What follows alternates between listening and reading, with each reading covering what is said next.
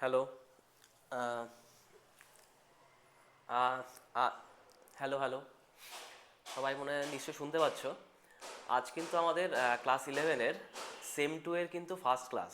ঠিক আছে। তো আজ আমরা যে টপিকটা নিয়ে শুরু করব সেটা হচ্ছে তোমার কেমিক্যাল ইকুইলিব্রিয়াম, যেটাকে বলা হয় তোমার রাসায়নিক সাম্যাবস্থা। এবার এই যে চ্যাপ্টারটা আমরা চুজ করেছি, এই চ্যাপ্টারটায় কিন্তু আমাদের 6 মার্কস রয়েছে। ঠিক আছে, আমি পাশে লিখে দিচ্ছি। এটাতে কিন্তু তোমরা 6 মার্কস রয়েছে। বেশ ইম্পর্টেন্ট একটা চ্যাপ্টার। এটা সম্পর্কে অনেক কিছু জানার আছে, অনেক কিছু আমরা শিখবো এক এক করে। ঠিক আছে। আর বলে রাখি, আমাদের এই যে সেম 2 যেটা, এটা কিন্তু টোটালটা কিন্তু আর কিন্তু এমসিকিউতে হচ্ছে না। এটা কিন্তু তোমার মানে তোমার লেখা টাইপের কোশ্চেন হবে, যেখানে 2 মার্কস 3 মার্কসের কোশ্চেন রয়েছে। ঠিক আছে। তো এমসিকিউর পার্টটা আমাদের সেম 1-এ ছিল, এবার কিন্তু সেম 2-এ কিন্তু এরকম এমসিকিউর পার্ট কিন্তু নেই। তো আমাদের এবার একটু ভালো করে পড়াশোনা করতে হবে, কারণ এমসিকিউতে জেনারেলি আমরা অল্প পড়ে টিক দিয়ে পেরিয়ে গেছিলাম, কিন্তু এবার কিন্তু আমাদের পুরোটা ভালো করে জানতে হবে। ঠিক আছে। চলো তাহলে ফার্স্ট আমরা শুরু করি, যে হচ্ছে কেমিক্যাল ইকুইলিব্রিয়াম বা হচ্ছে রাসায়নিক সাম্যাবস্থা। এর আবার দুটো পার্ট, একটা হচ্ছে রাসায়নিক সাম্য আর একটা হচ্ছে আয়নীয় সাম্য। তো প্রথমে আমরা পড়বো হচ্ছে রাসায়নিক সাম্য। ঠিক আছে। তাহলে ফার্স্টে দেখতে পাচ্ছ তোমরা সবাই স্ক্রিনে, যে প্রথমেই কি দেখা যাচ্ছে। তাহলে প্রথমেই জানতে হবে যে রাসায়নিক সাম্যাবস্থাটা কি। কি বলেছে আমি একটু দেখি এখানে। যে বলা হয়েছে সাম্যাবস্থা হলো একটি উভমুখী বিক্রিয়া, যেই বিক্রিয়ায় যেখানে সম্মুখমুখী ও পশ্চাৎমুখী বিক্রিয়ার গতিবেগ সমান হয়। ঠিক আছে। আর এটি একটি গতিশীল সাম্যাবস্থা। তাহলে কি বলা হয়েছে, ধরো যদি আমরা রিয়াকশান লিখি, যদি ধরো বললাম যে এ প্লাস বি রিভার্সিবল, মানে এটাকে লেখা হচ্ছে, এটাকে বলা হয় উভমুখী সাইন, সেখান থেকে তৈরি হলো সি প্লাস ডি। তাহলে সাম্যাবস্থা কি বলা হয়েছে, সাম্যাবস্থা বলা হয়েছে হয়তো, এবার একটু উঠে যাই, দেখো দেখতে পাবে। এই যে রিয়াকশানটা হচ্ছে এ প্লাস বি থেকে সি প্লাস ডি। ঠিক আছে। এই হচ্ছে একটা উভমুখী বিক্রিয়া। এবার এই বিক্রিয়াটা হচ্ছে সাম্যাবস্থায় কখন আসবে, যদি আমরা বলি যে এই বিক্রিয়াতে ধরো এ প্লাস বি থেকে যখন সি প্লাস ডিটা ফর্ম হচ্ছে, সেটা হচ্ছে সম্মুখমুখী বিক্রিয়া বা রেট অফ ফরওয়ার্ড রিয়াকশান।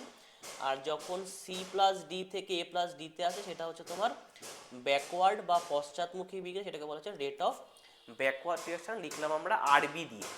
তাহলে যে কন্ডিশানে বা যে অবস্থায় সম্মুখমুখী আর পশ্চাৎমুখী বিক্রিয়ার গতিবেগটা সমান হবে, সেই কন্ডিশনটাকে বলবোই, মানে সেই অবস্থায় বলবো যে সেই বিক্রিয়াটা আমার সাম্যাবস্থায় রয়েছে। ঠিক আছে।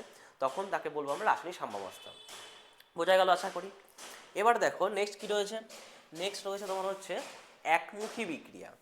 একমুখী বিক্রিয়া মানে কি, একমুখী বিক্রিয়ায় বলা হয়েছে যে রাসায়নিক বিক্রিয়ায় আমার বিক্রিয়ক পদার্থগুলি বিক্রিয়া করে উৎপাদে মানে হচ্ছে প্রোডাক্টে পরিণত হয়, কিন্তু প্রোডাক্ট থেকে কখনোই বিক্রিয়কে কনভার্ট করতে পারে না, সেগুলোকে বলা হয় একমুখী বিক্রিয়া। ঠিক আছে। যেমন একটা এক্সাম্পল ধরো, এখানে কি দেওয়া আছে, এখানে দেওয়া হয়েছে তোমার দেখো সিলভার নাইট্রেট মানে AgNO3 সাথে যদি NaCl বিক্রিয়া করে কি ফর্ম হবে, AgCl এ অদক্ষেপ পড়বে, আর পাবো হচ্ছে আমরা সোডিয়াম নাইট্রেট পাবো। তাহলে এই বিক্রিয়া দেখো কি দেওয়া হয়েছে, তোমাদের সিঙ্গেল অ্যারো দিয়ে দেখানো হয়েছে। তাই বোঝা যাচ্ছে যে এই বিক্রিয়া শুধুমাত্র আমার রিয়াক্ট্যান্ট থেকে মানে বিক্রিয়ক থেকে কিন্তু প্রোডাক্ট ফর্ম হবে, কখনোই কিন্তু প্রোডাক্ট থেকে কিন্তু বিক্রিয়ক হওয়া কিন্তু পসিবল নয়। কারণ কেন, কারণ এটা হচ্ছে একটা একমুখী বিক্রিয়া। বোঝা গেল। তাহলে যেখানে শুধুমাত্র রিয়াক্ট্যান্ট থেকেই প্রোডাক্ট হয়, মানে বিক্রিয়ক থেকেই বিক্রিয়া জাত হয়, সেগুলোকে কিন্তু বলা হয় তোমার হচ্ছে একমুখী বিক্রিয়া। ঠিক আছে। তাহলে এটা কিন্তু কোনো রিভার্সিবল সাইনে কিন্তু আসবে না। বোঝা গেল। নেক্সট স্লাইডে দেখি আমরা কি রয়েছে। আচ্ছা, এখানে একটা গ্রাফ দেওয়া আছে। গ্রাফে কি দেখানো হয়েছে, গ্রাফে দেখো দেখানো হয়েছে দুটো অ্যাক্সিস নেওয়া হয়েছে। কি কি অ্যাক্সিস, এইটা হচ্ছে তোমার ধরলাম, এইটা হচ্ছে এক্স অ্যাক্সিস, এটা হচ্ছে এক্স অ্যাক্সিস, আর এটা হচ্ছে তোমার ওয়াই অ্যাক্সিস। এটা হচ্ছে আরেকবার লিখছি, এটা হচ্ছে ওয়াই অ্যাক্সিস। ওয়াই অ্যাক্সিসে কি আছে, ওয়াই অ্যাক্সিসে রয়েছে হচ্ছে তোমার রেট, মানে হচ্ছে বিক্রিয়ার হার বোঝাচ্ছে। আর এক্সে কি রয়েছে, টাইম রয়েছে। ঠিক আছে। এক্সে তোমার হচ্ছে টাইম রয়েছে। আচ্ছা, কি দেখতে পাচ্ছি? দেখতে পাচ্ছি যে অরেঞ্জ যে দাগটা কি দেখাচ্ছে, এটা হচ্ছে ফরওয়ার্ড রিয়াকশনের গ্রাফ। যত সময় এগোচ্ছে তত কি হচ্ছে, আমার রেটটা কি হচ্ছে, রেটটা কমছে, রেটটা কমছে। আর রিভার্স মানে ব্যাকওয়ার্ডে কি হচ্ছে, কি হচ্ছে, যত সময় এগোচ্ছে তত কি হচ্ছে, রেটটা কি হচ্ছে তোমার, রেটটা বাড়ছে। এটার মানে কি বোঝাচ্ছে বলছি। আর দেখো একটা টাইমে মানে এই যে সময়টাতে গিয়ে এই যে কন্ডিশনটায় তোমার এই ফরওয়ার্ড রেট আর যে ব্যাকওয়ার্ড রেটটা কি হলো তোমার সমান হয়ে গেল। তার মানে বলতে পারি দেখো এই সময়ের পর থেকে আমার রেট অফ ফরওয়ার্ড আর রেট অফ ব্যাকওয়ার্ড দুটো দেখো সেম লেভেলে আছে। তার মানে কি দুটো রেটটা কি হচ্ছে, ইকুয়াল হয়ে যাচ্ছে। তার মানে বলতে পারি যে বিক্রিয়াটা এই সময়ের পর থেকে কি হলো, সাম্যাবস্থায় পৌঁছে গেল। বোঝা গেল আশা করি। আচ্ছা, এইবার ব্যাপারটা হচ্ছে এটা কেন হচ্ছে, যে ফরওয়ার্ডের ক্ষেত্রে রেটটা কমছে, ব্যাকওয়ার্ডের ক্ষেত্রে রেটটাও কেন বাড়ছে। দেখো আমার যে যদি কোনো রিয়াকশান দেখাই আমরা, ধরো বললাম এ প্লাস বি থেকে আমার সি প্লাস ডি হচ্ছে, ঠিক আছে। এইবার যত সময় যাচ্ছে তত কি হচ্ছে, এই যে বিক্রিয়ক যেটা আছে, বিক্রিয়কের পরিমাণটা কি হয়, কমে যায়। কেন? কারণ বিক্রিয়ক আমার রিয়াকশান করেই কি হচ্ছে, আমার এখানে প্রোডাক্ট ফর্ম হচ্ছে। এইবার তার মানে কি, যত সময় এগোচ্ছে তত বিক্রিয়কের গাঢ়ত্ব কি হয়, কমে যায়। মনে রাখবে যত গাঢ়ত্ব কমবে তত হচ্ছে রেটটা কি হবে বা বিক্রিয়ার হার কি হবে, কমে যাবে। তাহলে যেহেতু সময়ের সাথে সাথে বিক্রিয়কের গাঢ়ত্ব বা সক্রিয় ভর কমছে, আমরা সক্রিয় ভরটা পড়বো আমরা একটু পরে স্লাইডে। যত গাঢ়ত্ব কমছে তত কিন্তু কি হচ্ছে, রেটটা আমার কি হচ্ছে, এখানে দেখো কমে যাচ্ছে। আবার যত সময় এগোচ্ছে তত কি হচ্ছে, এটা তোমার বিক্রিয়াজাত ওর পরিমাণটা বাড়ছে, মানে গাঢ়ত্ব বাড়ছে। গাঢ়ত্ব বাড়ছে মানে কি, গাঢ়ত্ব বাড়লে মনে রাখবে হচ্ছে রেট বা বিক্রিয়ার হার বা বেগটা কি হচ্ছে, বাড়ে। তাহলে দেখো যত সময় এগোচ্ছে তত কি হচ্ছে, আমার রিভার্স যে রেটটা, রিভার্স মানে কি, যখন প্রোডাক্ট থেকে বিক্রিয়কে আসবে সেই রেটটা কি হচ্ছে তোমার বাড়ছে। কেন বাড়ছে? কারণ এর পরিমাণটা বাড়ছে বলে গাঢ়ত্ব বাড়ছে। ওই জন্যই হচ্ছে রিভার্সের ক্ষেত্রে আমার হচ্ছে রেটটা বাড়ছে আর ফরওয়ার্ডের ক্ষেত্রে রেটটা কি হচ্ছে, কমছে। আর এই কন্ডিশনে গিয়ে কি হলো, আমার এটা বিক্রিয়ার হারটা কি হলো, ইকুয়াল হয়ে গেল। ঠিক আছে, গ্রাফটা বুঝতে পারলাম আমরা। আচ্ছা, নেক্সট স্লাইডে যাই, পরের স্লাইডে কি আছে দেখি। আচ্ছা, পরের স্লাইডে রয়েছে উভমুখী বিক্রিয়া।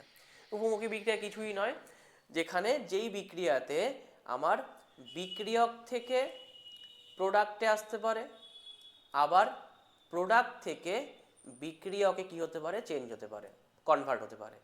দুটোই হতে পারে, মানে যেরকম ফরওয়ার্ড হতে পারে, ঠিক আছে, সেরকম ব্যাকওয়ার্ডও আসতে পারে।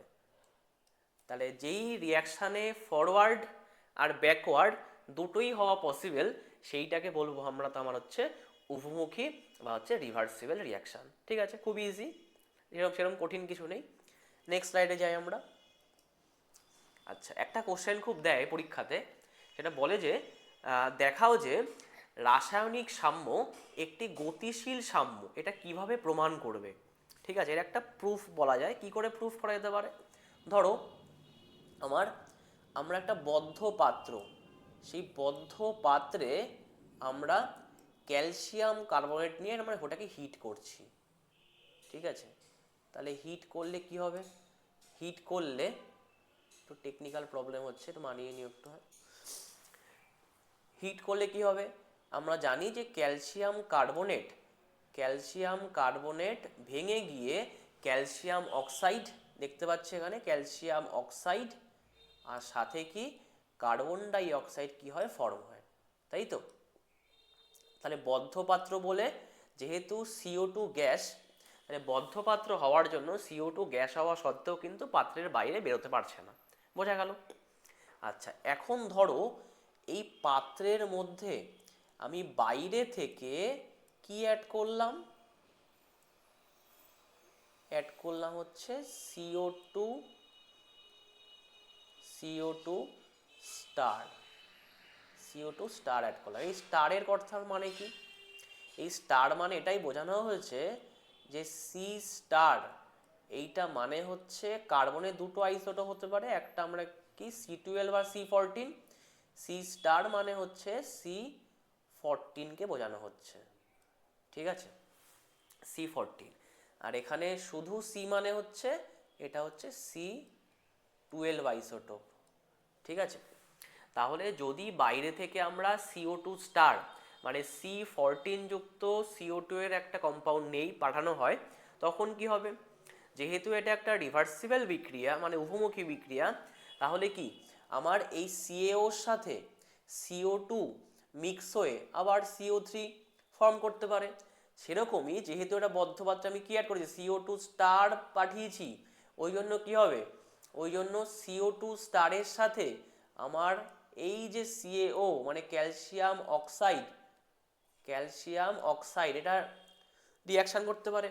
রিয়াকশান করে কি ফর্ম করবে, ফর্ম করবে তোমার হচ্ছে CO3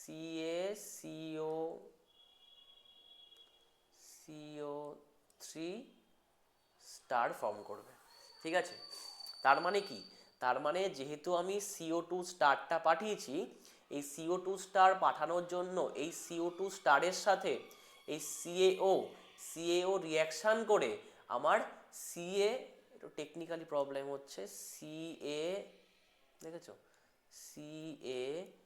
CO3 স্টার এইটা ফর্ম করছে। তাহলে আমরা এখান থেকে এটাই বলতে পারি যে যেহেতু CO2 স্টারের সাথে CaO রিয়াকশান করে এই CaCO3 স্টার ফর্ম করছে, তার মাধ্যমেই বলতে পারি যে রিয়াকশানটা কিন্তু মানে যে কোনো সাম্যাবস্থাটা কিন্তু কখনো স্থির নয়, কন্টিনিউয়াস ওয়েতে চলছে। কীরকম চলছে, যেরকম ফরওয়ার্ড থেকে ব্যাকওয়ার্ডে আসছে, সেরকমই ব্যাকওয়ার্ড থেকে কিন্তু তোমার ফরওয়ার্ডেও কিন্তু তোমার আসছে। বোঝা গেল?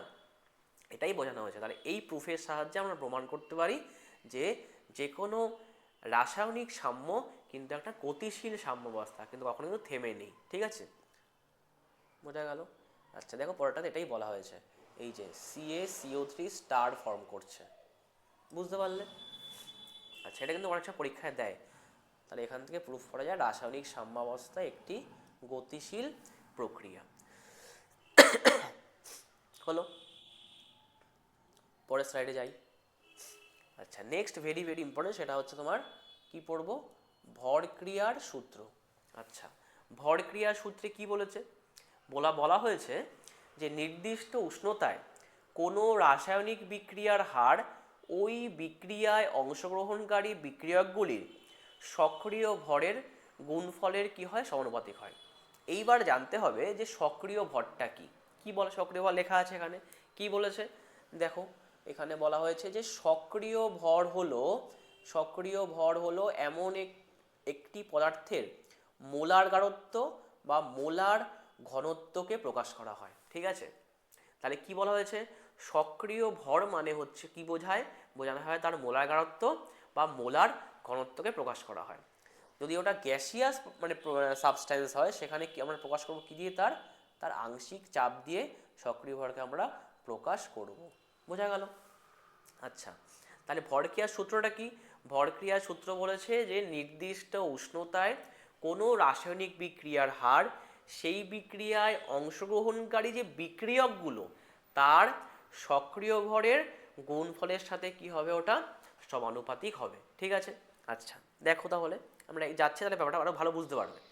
একটা এক্সাম্পল নিয়েছি, কি এক্সাম্পল নিয়েছি হচ্ছে AA প্লাস BB থেকে কি তৈরি হয়েছে, CC প্লাস হচ্ছে DD ফর্ম হয়েছে। এই ছোট হাতের A B C আর এই যে A, এই B, এই C আর এই হচ্ছে D, এগুলো মানে বোঝা হচ্ছে তার মোল সংখ্যাকে বোঝাচ্ছে। AB হচ্ছে কি, A ছোট হাতের A আর ছোট হাতের B হচ্ছে বিক্রিয়কের মোল সংখ্যা, আর ছোট হাতের C আর ছোট হাতের D হচ্ছে বিক্রিয়া জাতের মোল সংখ্যা, ঠিক আছে। আচ্ছা স্লাইড চেঞ্জ করি। আচ্ছা, তাহলে তাহলে আমরা যদি বলি তাহলে সম্মুখ বিক্রিয়া কোনটা? সম্মুখ বিক্রিয়া মানে হচ্ছে যখন এ বি থেকে সি আর ডি ফর্ম হচ্ছে, এটা হচ্ছে সম্মুখ বিক্রিয়া। আর পশ্চাৎমুখী বিক্রিয়া কোনটা? যখন সি আর ডি থেকে এ বি ফর্ম হয়, সেটা হচ্ছে পশ্চাৎমুখী বিক্রিয়া। আচ্ছা, তাহলে এবার দেখো সম্মুখমুখী বিক্রিয়ায় আমরা ভরক্রিয়া সূত্র অ্যাপ্লাই করব। কি বলেছে? ভরক্রিয়া সূত্র মানে কি? তাহলে সম্মুখমুখী বিক্রিয়া মানে কি? রেট অফ ফরওয়ার্ড রিয়াকশন লেখা হচ্ছে কি আর এফ দিয়ে লেখা হলো। তাহলে আর এফ সমানুপাতিক, কি বলেছে? বিক্রিয়কের সক্রিয় ভরের গুণফলের সাথে কি সমানুপাতিক। তাহলে বিক্রিয়ক কোনটা সম্মুখমুখী বিক্রিয়ায়? এ আর হচ্ছে বি।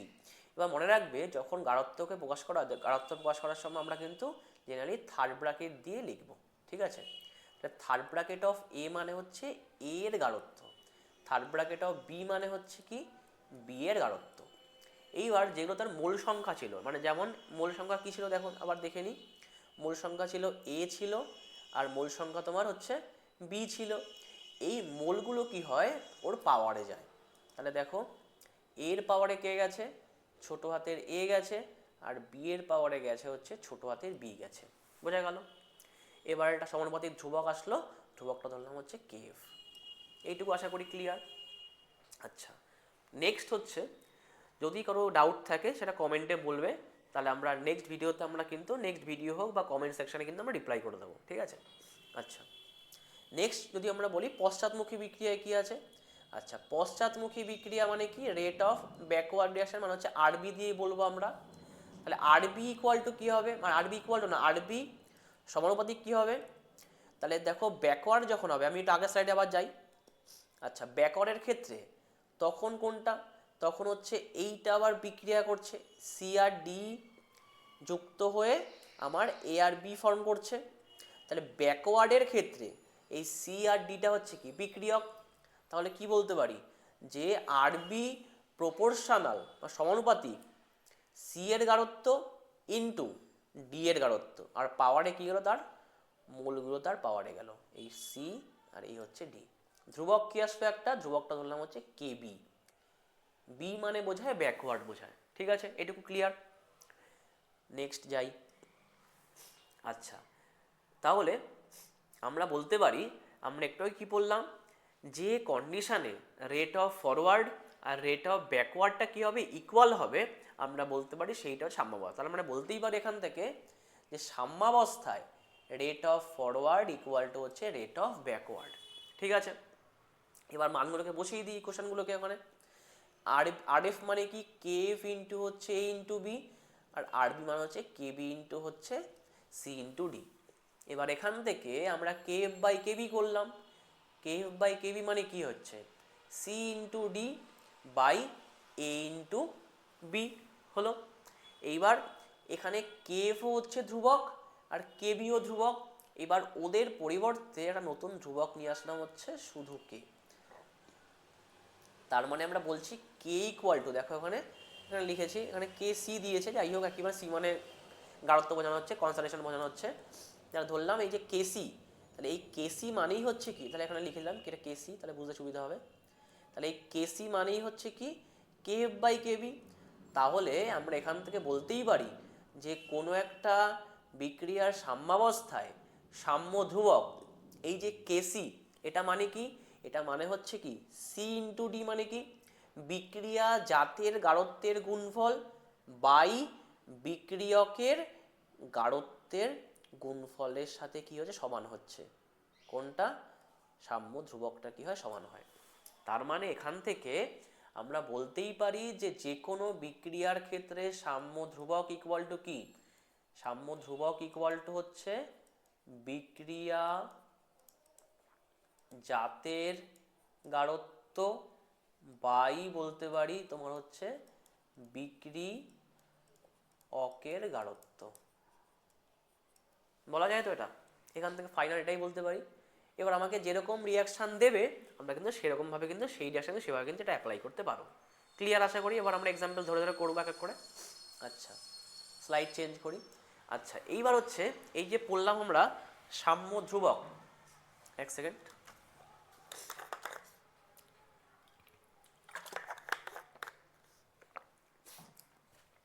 আচ্ছা, এই যে বললাম আমরা সাম্য ধ্রুবক, এটা আবার 3 রকমের হয়। কি কি হয়? প্রথমটা হচ্ছে কেসি। কেসি মানে কি? কেসি মানে হচ্ছে যখন গাঢ়ত্ব বা ঘনত্বের সাপেক্ষে প্রকাশ করা হবে সাম্য ধ্রুবককে। সি মানে বোঝায় হচ্ছে কনসেন্ট্রেশন বা গাঢ়ত্বকে বোঝানো হয়, ঠিক আছে? আচ্ছা, তাহলে একটা প্রকাশ করবো আমরা কি কেসি, যখন ধরবো সেটা হচ্ছে ঘনত্ব বা হচ্ছে গাঢ়ত্ব, ঠিক আছে? আচ্ছা, কিছুই না, মানে জাস্ট মানে এইটুকু টার্মগুলো জাস্ট চেঞ্জ হবে, আর কোনো কোনো পার্থক্য নেই সেরকম কিছু, ঠিক আছে? আচ্ছা, একক কি হবে? একক হবে হচ্ছে মোল পার লিটার, পাওয়ারে হবে হচ্ছে ডেল্টা এন। ডেল্টা এন মানে কি? ডেল্টা এন মানে হচ্ছে বলে দিচ্ছি, ডেল্টা এন মানে হচ্ছে বিক্রিয়া জাতের মোল সংখ্যার যোগফল। আমরা ধরলাম এখানে কোনটা কোনটা বিক্রিয়া, তো কি আগে বিক্রিয়ায় সি প্লাস ডি মাইনাস হচ্ছে বিক্রিয়কের মোল সংখ্যার অন্তরকে আমরা বলতে পারি হচ্ছে ডেল্টা এন। তাই ডেল্টা এন মানে হচ্ছে সি প্লাস ডি মাইনাস হচ্ছে এ প্লাস বি, ঠিক আছে? তাহলে দেখতে পাচ্ছ আশা করি সবাই। আচ্ছা, তাহলে যেরকম বিক্রিয়া দেবে তার দেখে নেব তার মোল সংখ্যা কি আছে, সেই মোল সংখ্যা ওয়াইজ বিক্রিয়া জাতের মোল সংখ্যা মাইনাস বিক্রিয়কের মোল সংখ্যা করলেই আমরা পাবো হচ্ছে ডেল্টা এন। আচ্ছা, তাহলে এইটা হচ্ছে তোমার কেসির হচ্ছে একক হলো। এইবার দেখো, তাহলে একটা রিয়াকশান লেখা আছে, কি রিয়াকশান লেখানো আছে এই এ বিবি থেকে সিসি প্লাস ডিডি। তাহলে এই বিক্রিয়ার ক্ষেত্রে কেসি ইকুয়াল টু কী হবে? কেসি ইকুয়াল টু হবে হচ্ছে থার্ড ব্র্যাকেট অফ সি পাওয়ারে সি ইন্টু হচ্ছে থার্ড ব্র্যাকেট অফ ডি পাওয়ারে ডি ইন বাই হচ্ছে থার্ড ব্র্যাকেট অফ এ পাওয়ারে A into third bracket of B পাওয়ারে হচ্ছে বি। কেসি মানে বোঝাবো আমরা কি দিয়ে? থার্ড ব্র্যাকেট দিয়ে প্রকাশ করব, ঠিক আছে? এটাকে বলা হচ্ছে কেসি। নেক্সট যাই। আচ্ছা, পরেরটা হচ্ছে আংশিক চাপের মাধ্যমে সাম্য ধ্রুবক। আংশিক চাপ সেটা তোমাদের 11-এর তোমার হচ্ছে সেম ওয়ানে ছিল, ওটা বলেছে তখন। আচ্ছা, তখন আমরা প্রকাশ করবো কেপি দিয়ে। পি মানে হচ্ছে প্রেশার বোঝায়, ঠিক আছে? Partial pressure. আচ্ছা, সেই ক্ষেত্রে তাহলে এককটা কি হবে? এককটা হবে হচ্ছে তোমার প্রেশারের ইউনিট যেটা হবে, তাই মাথায় হচ্ছে ডেল্টা এন, ঠিক আছে? সাধারণত আমরা কি দিই? সাধারণত লিখি আমরা কি দিয়ে? এটিএম অথবা বার দিয়ে লিখি। তাহলে এই ক্ষেত্রে এটা বিক্রিয়া নেই, ওটা এক্সাম্পল করে দেখাই। কি নিয়েছে এখানে? N2 প্লাস 3H2 থেকে হচ্ছে 2NH3, প্রত্যেকটা গ্যাসিয়াস স্টেটে আছে, তাই গ্যাসিয়াস রয়েছে বলে আমরা অ্যাপ্লাই করলাম কি কেপি। দেখি কেপি বার করলে কি হবে। তাহলে আংশিক চাপের মাধ্যমে প্রকাশ করলে আমরা কিভাবে লিখব? P of NH3। তাহলে উপরে কি যাবে? ভগ্নাংশের উপরে কি প্রোডাক্ট, প্রোডাক্ট কোনটা এখানে? অ্যামোনিয়া প্রোডাক্টে আছে, তাহলে পি অফ NH3 পাওয়ারে কি যায়? তার মোল সংখ্যাটা পাওয়ারে গেল, তার মোল কত আছে এখানে? 2টা পাওয়ারে গেল। আচ্ছা, বাই কি হলো? পি অফ N2, বিক্রিয়ক N2, পি অফ N2 পাওয়ারে কি যাবে? মোল সংখ্যা, মোল সংখ্যা কত এখানে? মোল সংখ্যা এখানে 1, তাহলে ওই জন্য 1 লেখা না লেখা সমান, ওই জন্য আমরা এখানে লিখিনি আর। আচ্ছা, তারপরে কি পি অফ H2 পাওয়ারে হচ্ছে 3, 3টা হচ্ছে মূল সংখ্যা। এইভাবে কিন্তু আমরা কেপিকে কিন্তু প্রকাশ করতে পারি, ঠিক আছে? নেক্সট কি আছে? কেএক্স। কেএক্স মানে কি? কেএক্স মানে হচ্ছে মূল ভগ্নাংশ। আচ্ছা, মূল ভগ্নাংশকে প্রকাশ করা হচ্ছে এক্স দিয়ে। তাহলে মূল ভগ্নাংশের মাধ্যমে যখন আমরা প্রকাশ করব সাম্য ধ্রুবককে, সেটাকে প্রকাশ করব হচ্ছে কেএক্স এর মাধ্যমে, ঠিক আছে? আচ্ছা, মূল ভগ্নাংশটাও 11-এর সেম ওয়ানে তোমাদের সিলেবাসে ছিল, ওখানে বলা আছে কি বলে মূল ভগ্নাংশ মানে হচ্ছে, মূল ভগ্নাংশ লেখা হচ্ছে এক্স দিয়ে।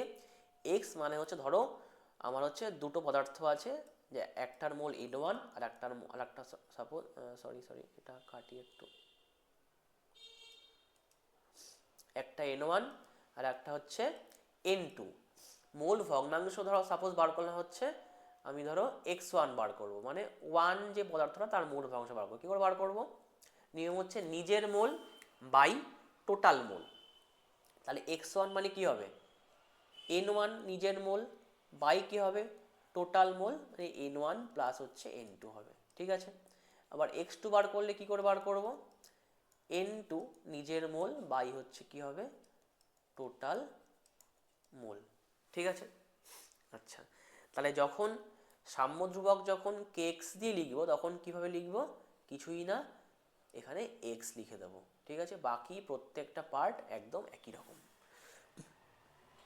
বুঝতে পেরেছ আশা করি। আচ্ছা, এই হচ্ছে সাম্য ধ্রুবক গেল। এইবার কি আছে, এইবার রয়েছে তোমার হচ্ছে কেপি ও কেসি এর মধ্যে সম্পর্ক স্থাপন, ঠিক আছে।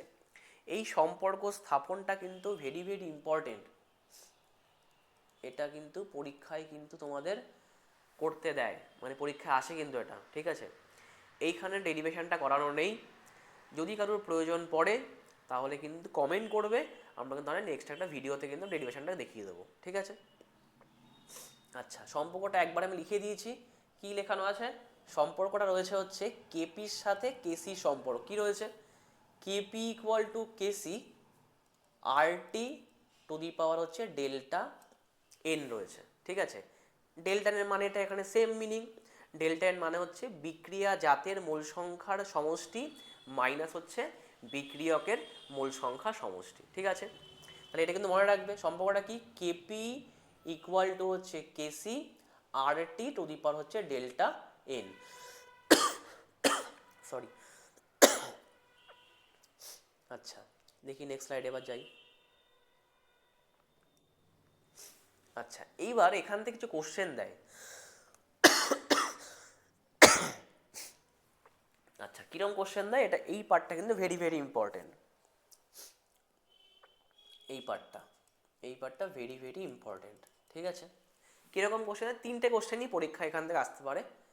কিরকম কোশ্চেন দেয়, যেটা হচ্ছে একটা বলে যে প্রমাণ করো কেপি গ্রেটার দ্যান কেসি, আর একটা বলতে পারে হচ্ছে কেপি লেস দ্যান কেসি, আর একটা বলতে পারে কেপি ইকুয়াল টু কেসি। আমরা তিন রকম ইকুয়েশন মনে রাখবো, মানে তিন রকম রিয়াকশান মনে রাখবো, ঠিক আছে। কীরকম রিয়াকশান, যখন দেখবো হচ্ছে একটা মনে রাখবো যে যেখানে যেই রিয়াকশানে ডেল্টা এন জিরো হয়, ঠিক আছে।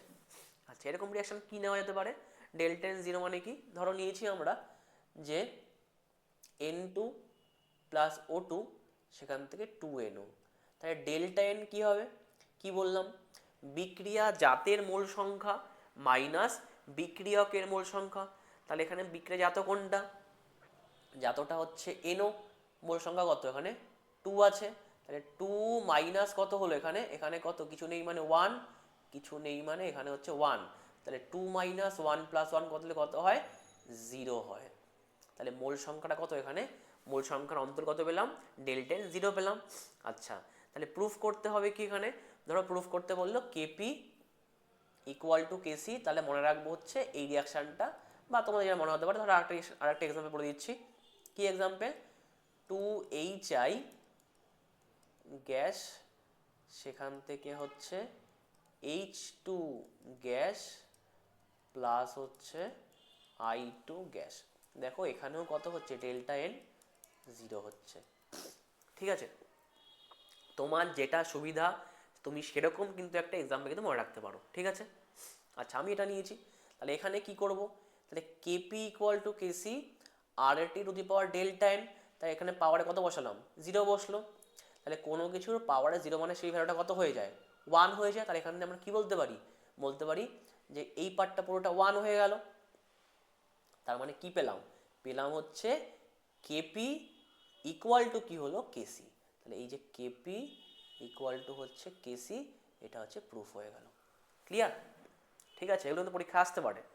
আচ্ছা, এবার ধরো বললো কেপি গ্রেটার দ্যান কেসি, তখন কি করব, এমন রিয়াকশান ধরবো যেখানে ডেল্টা এনটা কি হবে, পজিটিভ হবে, ঠিক আছে।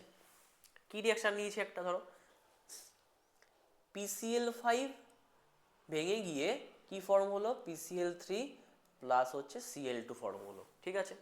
ডেল্টা এন কত হবে এখানে, দেখো এখানে ওয়ান আছে, কিছু নেই মানে এখানে ওয়ান, এখানে কিছু নেই মানে এটা হচ্ছে ওয়ান, তাহলে ওয়ান প্লাস ওয়ান মাইনাস এখানেও কত হলো, মাইনাস ওয়ান, তার ডেল্টা এন কত হলো, প্লাস ওয়ান, মানে পজিটিভ। তাহলে পজিটিভ মানেই আমরা কি বলতে পারি, ধরো এখানে বললাম কেপি ইকুয়াল টু কেসি, সমীকরণটা লিখছি, আর টি টু দি পাওয়ার কি হলো, এই ডেল্টা এর জায়গায় কি হলো, এটা এই ভ্যালুটা কি হয়ে গেল, পজিটিভ ভ্যালু। তাহলে এইটা পজিটিভ হওয়া মানে কি, মানে কি এই যে পুরো মানটা, এই পুরো মানটা কি হলো, পুরো মানটা তোমার পজিটিভ আসলো। তার মানে এখান থেকে এটাই প্রুফ বলতে পারি যে কেপির মান কেসির থেকে কি হচ্ছে, বড় হচ্ছে। ক্লিয়ার? আচ্ছা, আরও একটা এক্সাম্পল দিয়ে দিয়েছি আমি, এটা একটা ভেরি কমন এক্সাম্পল। N2+3H2 থেকে কি হলো 2NH3। দেখো এখানেও ডেল্টা এনটা কত আসছে তোমার, ডেল্টা এনটা তোমার, সরি এইটা ধরলে হবে না, এটা এটা উল্টোর ক্ষেত্রে আমি এটা যদি উল্টো করে লিখতাম যে 2NH3 রিভার্সিবল N2 প্লাস হচ্ছে 3H2। তাহলে এখানে দেখবে কত আসবে, 1+3 মাইনাস হচ্ছে 2 ইকুয়াল টু হচ্ছে 2 পজিটিভ আসতো। তাহলে এই রিয়াকশানটা কিন্তু আমরা এই ক্ষেত্রে কিন্তু অ্যাপ্লাই করতে পারতাম, কিন্তু এইটা অ্যাপ্লাই হবে কখন, যখন বলবে হচ্ছে কেপি লেস দ্যান কেসি। ঠিক আছে, তাহলে দেখো এখানে কি আসছে, এখানে দেখো তোমার ডেল্টা এনটা কি আসছে তোমার নেগেটিভ -2 আসছে। তাহলে বলতে পারি, তাহলে তাহলে এখানে বলতেই পারি আমরা যে KP equal to KC R T to the power কত এসছে এখানে -2, মানে কি নেগেটিভ এসছে।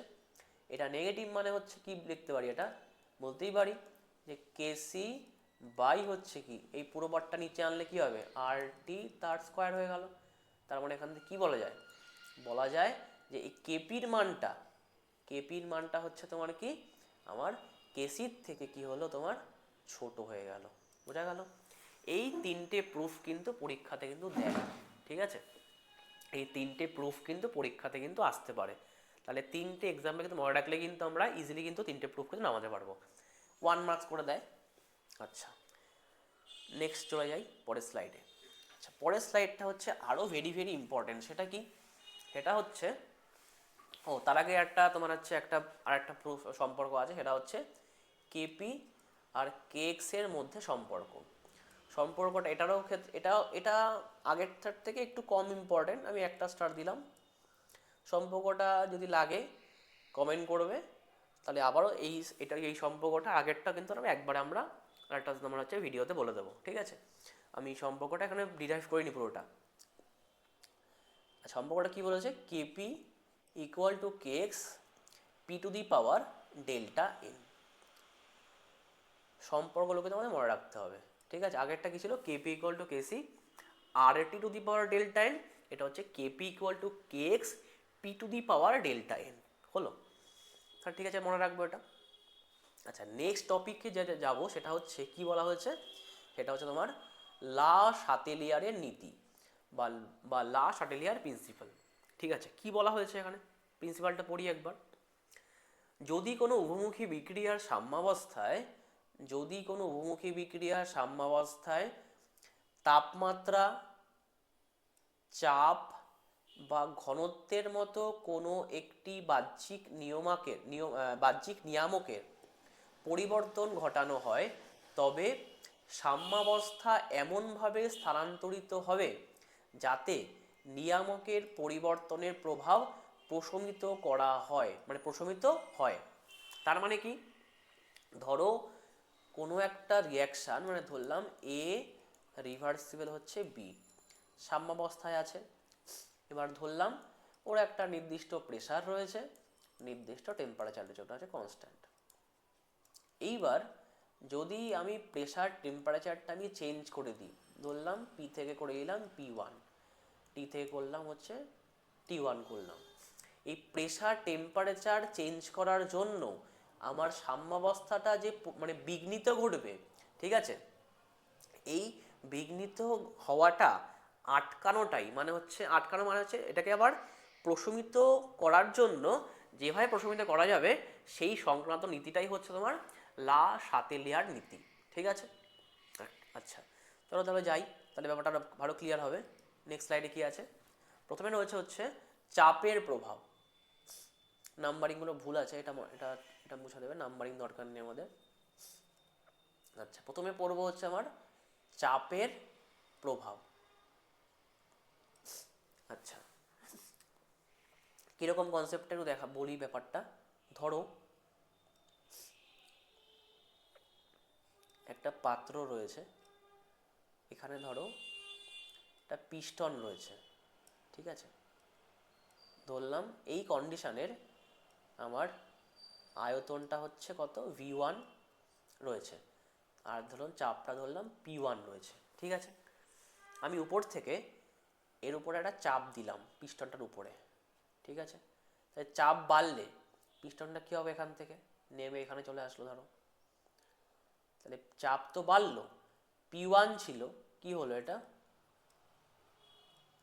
P2 হলো। তাহলে আগের ক্ষেত্রে চাপ ছিল P1, তার রেসপেক্টে P2 চাপটা কি হলো, P2 চাপটা হচ্ছে বড় হলো। আচ্ছা, আয়তন কি ছিল, V1 ছিল, আয়তনটা কি হলো V2।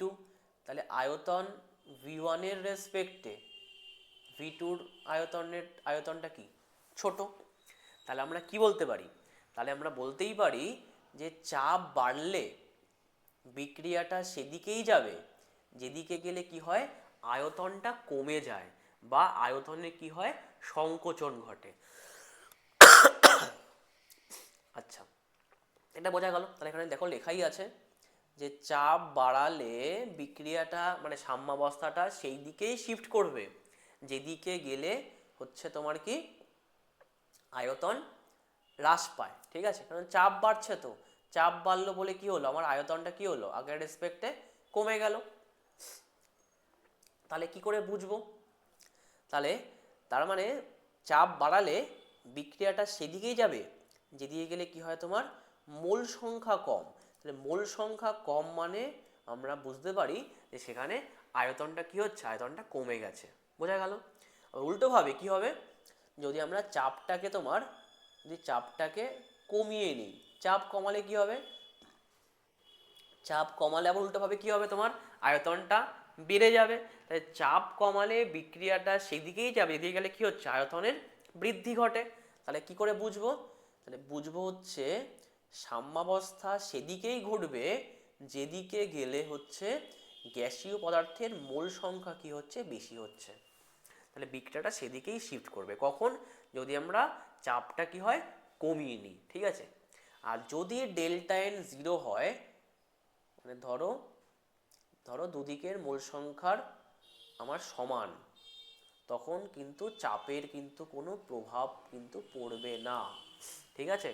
এটা কিন্তু মাথায় রাখবে, যার ক্ষেত্রে যেই বিক্রিয়ার ক্ষেত্রে দুদিকের মোল সংখ্যা সমান সেখানে কিন্তু চাপের কিন্তু কোনো প্রভাব কিন্তু থাকবে না, ঠিক আছে। নেক্সট দেখো, এই বিক্রিয়াতে কি রয়েছে, N2 প্লাস 3H2 থেকে হচ্ছে 2NH3। তাহলে এখানে বিক্রিয়কের পার্টে মোল সংখ্যা কত, টোটাল 4, আর প্রোডাক্টে কত মোল সংখ্যা টোটাল 2। তাহলে যদি এই বিক্রিয়ার ক্ষেত্রে আমি চাপ বাড়ালে কি বললাম, চাপ বাড়ালে বিক্রিয়া সেদিকে যায় যেদিকে গেলে আয়তন কি হয়, সংকোচন হয়। কি করে বুঝবো, মানে যেদিকে গেলে মোল সংখ্যা কমে যায়। তাহলে মোল সংখ্যা কমছে কোন দিকে, কমছে হচ্ছে ডান দিকে, মানে ফরওয়ার্ডে কমছে। তাহলে এই বিক্রিয়ার ক্ষেত্রে চাপ বাড়লে বিক্রিয়াটা হচ্ছে ফরওয়ার্ডের দিকে শিফট করবে। তাহলে যদি আমাদের বিক্রিয়া ফরওয়ার্ডে শিফট করতে হয় এই বিক্রিয়ার ক্ষেত্রে, তাহলে কিন্তু আমরা কি করবো, বিক্রিয়ার ক্ষেত্রে চাপ বাড়াবো। ওই জন্য এই যে বিক্রিয়াটা, এটাকে বলা হয় হেবার প্রসেসে অ্যামোনিয়া প্রস্তুতির মানে বিক্রিয়া। এখানে কিন্তু আমরা যদি হাই প্রেসার দেই তাহলে কিন্তু আমাদের বেশি পরিমাণে কিন্তু তোমার অ্যামোনিয়া কিন্তু ফর্ম হবে, ঠিক আছে। বোঝা গেল আশা করি। আচ্ছা, নেক্সট দেখি কি রয়েছে। আচ্ছা, নেক্সট হচ্ছে তাপমাত্রার প্রভাব। কি আছে এটা, তাপমাত্রার প্রভাব। আচ্ছা, কি বলা হয়েছে, তাপমাত্রার প্রভাবে বলা হয়েছে যদি কোনো একটা বিক্রিয়ার সাম্যাবস্থায় আমরা টেম্পারেচার বাড়িয়ে দেই, টেম্পারেচার বাড়লে বিক্রিয়া সেদিকেই ঘটবে যেদিকে গেলে বিক্রিয়াটা কি হয়, ঠান্ডা হয়। স্বাভাবিক, যদি আমাদের জ্বর হয় টেম্পারেচার বেড়ে যায়, তো তখন আমরা কি চাই, টেম্পারেচার কমাতে চাই। তখন আমরা কি করি, প্যারাসিটামল খাই, তারপর হচ্ছে ধরো জলপট্টি দেই কপালে, কেন? যাতে আমার টেম্পারেচারটা কী হয়, কমে যায়। বিক্রিয়ার ক্ষেত্রেও সেম, যদি টেম্পারেচার বাড়িয়ে দেই তাহলে বিক্রিয়াটা সেদিকেই শিফট করবে, যেদিকে গেলে কী হবে তোমার, বিক্রিয়াটা কী হবে তোমার, ঠান্ডা হবে। ঠিক আছে, আচ্ছা দেখি একটা এক্সাম্পল। আচ্ছা দেখো, তার আগে একটু ব্যাপারটা বলে দিই কী বলা আছে এখানে। ধরো কোনো একটা বিক্রিয়া হচ্ছে তাপ উৎপাদী, মানে হচ্ছে এক্সোথার্মিক বিক্রিয়া, মানে যেখানে হচ্ছে কি হচ্ছে, তাপ উৎপন্ন হচ্ছে। যদি সেই বিক্রিয়ার ক্ষেত্রে আমি টেম্পারেচার বাড়িয়ে দিই তাহলে কি হবে, তাহলে বিক্রিয়াটা কিন্তু পশ্চাৎমুখী ধাবিত হবে। কেন? কারণ ফরওয়ার্ডে গেলে তাপ উৎপন্ন হচ্ছে, মানে হিট বাড়ছে। তাহলে যদি এই কন্ডিশনের ক্ষেত্রে, মানে এই বিক্রিয়াতে আমি টেম্পারেচার বাড়াই, তখন বিক্রিয়াটা কিন্তু আর ফরওয়ার্ডে যাবে না, তখন কিন্তু যাবে কোন দিকে, তখন বিক্রিয়াটা কিন্তু ব্যাকওয়ার্ডে আসবে। ঠিক আছে, যদি উল্টোভাবে আমি তাপমাত্রা কমাই তাহলে কি হবে, তাপমাত্রাকে বাড়াতে হবে, মানে যাবে কোন দিকে, যেদিকে গেলে কি হচ্ছে, এদিকে গেলে হিট বাড়ছে, মানে বিক্রিয়াটা গরম হচ্ছে, তাহলে গরম হচ্ছে কোন দিকে, ডান দিকে গেলে তাপ বাড়ছে, মানে ডান দিকে গেলে কি হচ্ছে, তাপ মানে হিট বাড়ছে, মানে ডান দিকে গেলে গরম হচ্ছে। ওই জন্য এই ক্ষেত্রে টেম্পারেচার কমালে বিক্রিয়া যাবে হচ্ছে কোন দিকে, সম্মুখ দিকে কিন্তু যাবে। ক্লিয়ার? আচ্ছা একইভাবে যদি বিক্রিয়াটা তাপ শোষী হয় তখন কি হবে, মানে যদি এন্ডোথার্মিক হলে কি হবে, মানে কি এন্ডোথার্মিক মানে কি, মানে বিক্রিয়ায় তাপ শোষণ হয়। মানে ধরো এখানে আমি দেখিয়ে দিই, ধরো এ প্লাস তাপ আছে, তো তাহলে কি বলতে পারি, এ রিভার্সিবল হচ্ছে বি মাইনাস তাপ, মানে তাপ কি হচ্ছে, শোষিত হচ্ছে। এখানে কি হবে, যদি টেম্পারেচার বাড়াই তাহলে বিক্রিয়াটা সেদিকেই যাবে, এদিকে গেলে কিছু বিক্রিয়াটা গরম হয়, এই হ্যাঁ সরি ঠান্ডা হয়। ঠান্ডা কোন দিকে হচ্ছে, ঠান্ডা হচ্ছে তোমার ডান দিকে, এই যে মাইনাস তাপ মানে ঠান্ডা হচ্ছে। তাহলে সেই ক্ষেত্রে বিক্রিয়া সাম্যাবস্থা কোন দিকে যাবে, যাবে হচ্ছে কিন্তু সম্মুখ থেকে কিন্তু সাম্যাবস্থাটা শিফট করবে। ঠিক আছে, আবার একইভাবে যদি আমরা টেম্পারেচার কমিয়ে দেই তখন কি হবে, বিক্রিয়া কোন দিকে ঘটবে, তখন যাবে হচ্ছে কোন দিকে, যাবে হচ্ছে পশ্চাৎ দিকে। বোঝা গেল? বুঝতে পারলে তো? নেক্সট দেখি কি রয়েছে। এগুলো আগেরগুলোই বলা আছে মোটামুটি সবগুলো, যেটা এক্সপ্লেন করলাম। তাহলে যদি একটা এক্সাম্পল দিয়ে আমরা বলি, আগে বলা আছে ওটা, ধরো এই যে কন্ডিশনটা, যখন দেখবে বিক্রিয়াকে ডেল্টা এইচ এর ফর্মে লেখা থাকবে, এটা আমরা তাপগতিবিদ্যায় পড়বো, তোমাদের সেম টুতেই আছে। ডেল্টা এইচ ফর্মে নেগেটিভ মানে হচ্ছে এক্সোথার্মিক, মানে তাপ উৎপাদিত বিক্রিয়া, এটা এক্সোথার্মিক। আর যদি ডেল্টা এইচ লেখা হয় হচ্ছে নেগেটিভে, সরি পজিটিভে, তখন সেটা হবে হচ্ছে তোমার এন্ডোথার্মিক বিক্রিয়া, মানে হচ্ছে তাপ শোষী বিক্রিয়া। এটা কিন্তু মাথায় রাখবে। ঠিক আছে, যদি তার মানে এখানে বলতে পারি যে মানে এক্সোথার্মিক মানে কি, তাপ উৎপাদী, মানে আমরা বলতে পারি যে 2NH3 প্লাস তাপ, মানে এখানে তাপ উৎপন্ন হচ্ছে। তাহলে এই বিক্রিয়ার ক্ষেত্রে কি হবে, যদি আমরা টেম্পারেচার বাড়িয়ে দেই, টেম্পারেচার বাড়লে বিক্রিয়াটা যাবে কোন দিকে, যাবে হচ্ছে ব্যাকওয়ার্ডে। কেন? ব্যাকওয়ার্ডে গেলে কিন্তু আমার কি হচ্ছে, বিক্রিয়াটা কি হচ্ছে তোমার, ঠান্ডা হচ্ছে। এই দেখো বলা হয়েছে, যেহেতু সম্মুখ বিক্রিয়ায় তাপ উৎপন্ন করে, তাই সিস্টেমে তাপমাত্রা কমালে বিক্রিয়াটি সেই দিকে সরে যাবে যেদিকে গেলে কিন্তু তাপ শোষিত হয় বা কম তাপ উৎপন্ন হয়। তো ওই জন্য কোথায় গেল, ব্যাকে গেল। কিন্তু যেহেতু বিক্রিয়াটি তাপ উৎপাদী, তাই তাপমাত্রা কমালে বা তাপের অভাব পূরণ করতে সাম্যাবস্থা সম্মুখ দিকে কি হবে, সরে যায়। ফলে NH3 এর উৎপাদন কি হবে, বৃদ্ধি পাবে।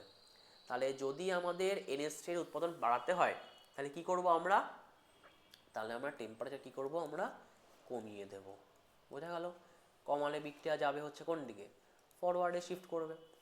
তাহলে NH3 কি হবে, NH3 সেই ক্ষেত্রে আমরা বেশি পরিমাণে কি হবে, উৎপন্ন হবে। ক্লিয়ার?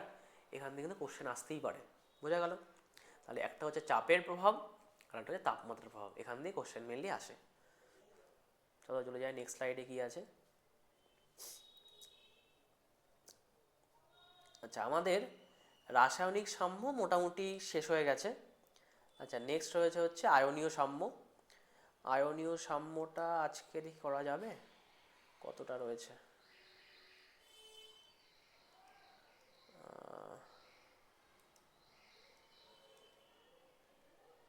আয়নীয় সাম্যটা আজকে করলে ভিডিওটা অনেকটা বড় হয়ে যাবে, ঠিক আছে। আমরা এটা শেষ করলাম রাসায়নিক সাম্য, এটা ভালো করে পড়ে নাও। আমরা নেক্সট ক্লাসে কিন্তু করব হচ্ছে আয়নীয় সাম্য, ঠিক আছে। চলো তাহলে, গুড বাই। নেক্সট ক্লাসে আবার দেখা হবে আয়নীয় সাম্য নিয়ে, ঠিক আছে।